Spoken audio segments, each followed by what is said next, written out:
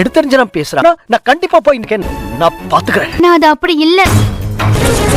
கூத்தடிச்சிட்டு இருக்கியா இல்லையா கேவலமா நடந்துக்கிறா? பாக்கியலட்சுமி சீரியல்ல அடுத்து என்ன நடக்க போகுதுன்னு பார்ப்போம். ராதிகா கிட்ட இருந்து பாக்கியாவுக்கு ஃபோன் வருது. உடனே கிளம்பி இங்க வாங்க அப்படின்னு. அப்படி என்ன அவசர வேலையா இருக்குன்னு சொல்லி பாக்கியா ரொம்ப பரபரப்பா கிளம்பி போறாங்க. அங்க போய் எல்லா விஷயமும் தெரிஞ்சிட்டு ராதிகா கிட்ட நன்றி சொல்றாங்க. ஆனா ராதிகா என்ன சொல்றாங்க அப்படின்னா, பாக்கியா கிட்ட இதுதான் நீங்க பிள்ளைய வளர்க்குற லட்சணமா அப்படின்னு கேக்குறாங்க. அப்புறமா இனியாவ வீட்டுக்கு கூட்டிட்டு வந்துறாங்க பாக்யா. விஷயம் எல்லாத்தையும் தெரிஞ்சுக்கிட்டு கோபி நேரா வந்து பாக்கியா கிட்ட கத்துறாரு. பொறுப்பா பிள்ளைய வளர்க்கிறேன்னு சொல்லி கூட்டிட்டு வந்து அவளை என்ன பண்ணி வச்சிருக்கிற?